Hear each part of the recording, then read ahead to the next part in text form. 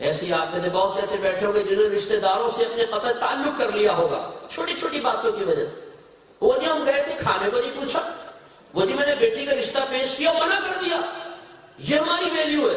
وہ جی شادی کارڈ خود نے لے کر آئے, کسی کے ہاتھ سے بھیجا ہے.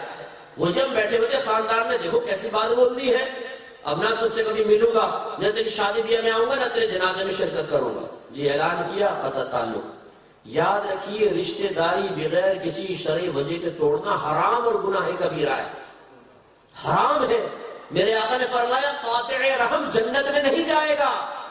حضرت ابو ہریرہ رضی اللہ تعالیٰ عنہ ایک دفعہ دعا فرمانے لگے, لوگ بیٹھے ہوئے اجتماعی دعا کا اہتمام تھا, تو آپ نے فرمایا کہ ہم میں اگر کوئی جان بوجھ کر بلا شرع عذر کے رشتے داری توڑنے والا بیٹھا ہو تو اٹھ کے ہمارے درمیان سے چلا جائے, اس لیے کہ میں نے اپنے آقا صلی اللہ علیہ وسلم سے سنا ہے کہ جس مجلس و محفل میں ایسا شخص بیٹھا ہو اللہ تعالیٰ وہاں کسی کی دعا قبول نہیں فرماتا.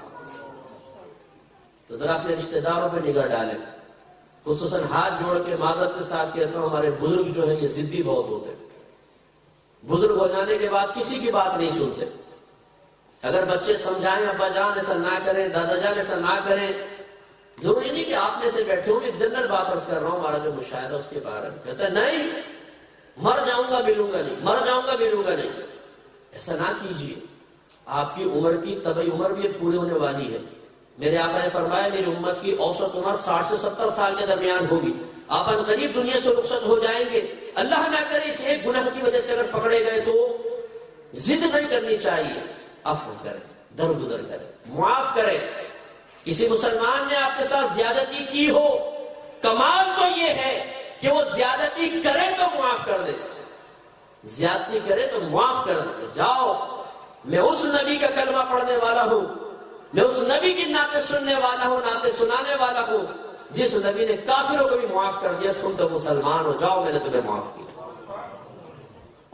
لیکن میں نے ایک عجیب المیہ دیکھا, ان چھوٹی چھوٹی باتوں کی وجہ سے مسلمانوں کو معاف کرنے کے لیے تیار نہیں, لیکن جب بات آتی ہے نبی کریم صلی اللہ علیہ وسلم کی عزت و ناموس کی تو ہمارا دریا عفو بڑا جوش میں آتا ہے. بد مذہبوں سے دوستی ہوئی ہے, کچھ رشتہ دار بد مذہب ہے, ارے جی مفتی صاحب رشتہ داری میں تو نبھانی پڑتی ہے نا, یہ دوست ہے جی, اب دوستی تو نہیں ختم کی جا سکتی, ٹھیک ہے تو وہی گستاخان رسول میں سے, دیکھیے دوستی ہے. لا حول ولا قوت الا باللہ. کوئی بھرے مجمع میں آپ کے باپ کو ماں کی گالی دے اور پھر آپ اس سے ہاتھ ملا کر بتائیں تو میں مانوں کہ واقعی آپ کوئی شخص ہے. کوئی ہمارے باپ کی شان میں اگر ایسی گستاخی کر دے, ہماری ماں کو برا بھلا کہہ دے, ہم ساری زندگی اس کی شکل نہیں دیکھنا چاہتے, اور کوئی ہمارے رسول کو منہ بھر کے گالیاں بکے اور ہم کہیں جی میرا دوست ہے, جی میرا رشتہ دار ہے, رشتہ داری میں تو نبھانی ہوتی ہے. لا حول ولا قوت الا باللہ. ہم وہ صحابہ کرام کو ماننے والے ہیں, یہ ہے صحابہ کرام کو ماننا. صحابہ کرام کی حیات طیبہ دیکھیں, جب میرے آقا صلی اللہ علیہ وسلم نے فرمایا اسلام قبول کرو, تمہارے آباء و اجداد غلطی پر تھے, وہ جہنم میں جائیں گے, ان کے عقائد باطلہ ہیں, صحابہ کرام نے کہا لبیک یا رسول اللہ. برادری بھاڑ میں جائے, باپ بھاڑ میں جائے, ماں چولہے میں جائے, میرے آقا نے فرمایا تو وہ سب کی رشتہ داریاں ختم, ایک رسول سے محبت اور اسلام کا رشتہ زندہ باد. پھر میرے آقا نے فرمایا ہجرت کرو, چھوڑ دو وہ مدینہ مکہ جہاں پر تمہارا بچپن گزرا, جہاں جن گلیوں میں تم کھیلے ہو, جہاں تمہارے باغات ہیں, وادیاں مویشیوں سے بھری ہوئی ہیں, چھوڑ دو. کھجوروں کے بھرے ہوئے باغات چھوڑ دو, میٹھے پانی کے چشمے چھوڑ دو, چاچا ہے, ماما ہے, تایا ہے, پھوپھا ہے, دادا ہے, پردادا ہے, چھوڑ دو. اللہ تعالیٰ کے لیے ہجرت کرو, مدینے پہنچو. کوئی ایک صحابی ایسا دکھائیں جس نے کہا یا رسول اللہ میں معذرت چاہتا ہوں, آپ سے بڑی محبت کرتا ہوں لیکن برادری نہیں چھوڑ سکتا, رشتہ نہیں چھوڑ سکتا. میری بہن گئی ہوئی ہے کسی کے گھر, میں بہنوں سے رشتہ ختم نہیں کر سکتا. نہیں, جب میرے آقا نے فرمایا ہجرت کرو, چھوڑ دو, صحابہ کرام نے لبیک یا رسول اللہ کہا. ایک لمحہ کسی کے قدموں میں لغزش پیدا نہیں ہوئی, اس لیے کہ معاملہ نبی سے محبت کا تھا, یہ ایمان کا معاملہ تھا. جب غزوہ بدر میں عبد الرحمن بن ابی بکر رضی اللہ تعالیٰ عنہ, جو صدیق اکبر رضی اللہ تعالیٰ عنہ کے بیٹے ہیں, کفار کی طرف سے لڑنے آئے ہیں. صدیق اکبر مسلمانوں کی طرف سے آئے, جنگ مسلمانوں نے جیتی، بعد میں بیٹا مسلمان ہوا، تو یہ عبد الرحمان کہتے ہیں کہ ابا جان جنگ کے دوران کئی مرتبہ آپ میری تلوار کے سائے میں آئے، لیکن باپ سمجھ کے چھوڑ دیا۔ میرے آقا صلی اللہ علیہ وسلم نے فرمایا لیکن خدا کی قسم اگر تو ایک مرتبہ بھی میری تلوار کے سائے میں آتا تو تیری گردن اڑانے میں دیر نہ کرتا، اس لیے کہ یہ نبی کریم صلی اللہ علیہ وسلم کا معاملہ ہے۔ تو افسوس ہوتا ہے کہ دنیاوی وجوہات کی بنا پر منہ دیکھنا پسند نہ کرے، اور جو میرے نبی کی گستاخی کرے اس کے ساتھ اور یار کیا حال ہے، بیٹھو چائے پیو، کھانا کھا کے جاؤ، ایسے تو نہیں جانے دوں گا، شادیوں میں شرکت کرے، جنازوں میں شرکت کرے، کیا منہ دکھائیں گے سرکار کو جا کر؟ اگر منکر نکیر نے کوشچن کیا ما كنت تقول في حق هذا الرجل، تو اس شخص کے بارے میں کیا کہا کرتا تھا، اور سرکار کے دشمنوں کے ساتھ میل جول رکھنے والا وہاں پر موجود ہوگا، تو بتائیے کس قدر شرمندگی ہوگی، کس قدر افسوس ہوگا۔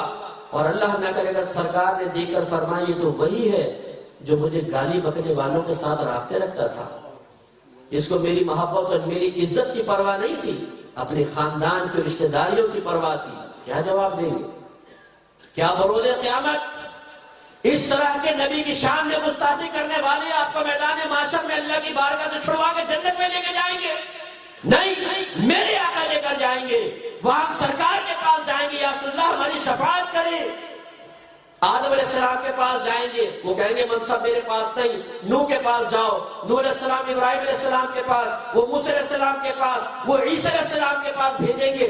ہر نبی برات کا اظہار کرے گا، ہر نبی عاجزی کا اظہار کرے گا، کہیں گے اور نبی اذهبوا الی غیری، لیکن جب سرکار کے پاس جائیں گے سرکار فرمائیں گے انا لہا، میں ہوں اس کے لیے، میں کروں گا تمہاری شفاعت، تمہارا نبی یہاں موجود ہے۔ حضرت انس کہتے ہیں میرے سرکار سے پوچھا یا رسول اللہ میں آپ کو کہاں تلاش کروں، میدان معاشر میں آپ کہاں ملیں گے؟ سرکار نے فرمایا پل صراط کے پاس آنا، وہاں ہوں گا۔ عرض کی اگر وہاں نہ ملے تو؟ فرمایا میزان پر آ جانا، میں وہاں ہوں گا۔ عرض کی اگر وہاں بھی نہ ملے تو؟ سرکار نے فرمایا حوض کوثر پر آنا، میں وہاں ملوں گا۔ عرض کی اگر وہاں نہ ملے تو؟ فرمایا ان تین مقام میں سے کسی ایک پر ضرور مل جاؤں گا۔ شارحین کہتے ہیں سرکار پل صراط کے پاس اس لیے نہیں جائیں گے کہ آپ کو پار ہونا ہے، بلکہ جب آپ یہ ملاحظہ فرمائیں گے کہ آپ کا امتی ڈگمگا کے گرنے لگا ہے تو سرکار آگے تیزی سے لگتے گے، اسے تھامیں گے اور پل صراط پار کروائیں گے۔ جب دیکھیں گے کہ میزان پر اس کی بدی کا پلڑا بھاری ہو رہا ہے تو اس کے نیکی کے پلڑے کو بھاری کروائیں گے، اور جب دیکھیں گے کہ آپ کا امتی اپنی زبان باہر نکال کر پیاس کا اظہار کر رہا ہے تو اپنے نورانی ہاتھوں سے حوض کوثر کے چھلکتے ہوئے جام پلائیں گے، ہمارے لیے تڑپیں گے۔ بتائیے کیا شرم نہیں آئے گی سرکار کے پاس جا کر اس وقت شفاعت کا سوال کرتے ہوئے؟ اگر ایک رشتہ دار آپ کے باپ کو آپ کی ماں کو سرے عام گالیاں بکے، شادی بیاہ کی محفل میں گالیاں بکے، برا بھلا کہے، اور آپ بیٹھ کے سنتے رہیں، اسے پان کھلائیں، چائے پلائیں، شاباشیاں دیں، اور اچانک آپ کے والد صاحب اور والدہ وہاں پر آ جائیں، کچھ شرمندگی ہوگی کہ نہیں ہوگی؟ اگر ماں باپ نے کہا کہ بیٹا پیدا تو ہم نے کیا تھا، ہمیں گالیاں بکنے والوں سے ہاتھ ملاتا ہے، انہیں چائے پلاتا ہے، یہی تیری نظروں میں ماں باپ کی اوقات ہے، کچھ نہ کچھ تو شرمندگی ہوگی کہ نہیں ہوگی؟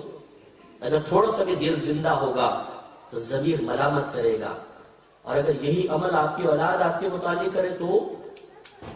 کہ آپ کو ایک آدمی گالیاں بک رہا ہو گندی گندی، اور آپ کی اولاد کہے کہ ابا جان گالیاں بک رہا ہے ٹھیک ہے لیکن میرا دوست ہے نا، تو گھر میں بلاتے ہیں، اس کو چائے پلاتے ہیں، کھانا کھلاتے ہیں، کیا کہیں گے آپ ذرا بتائیے؟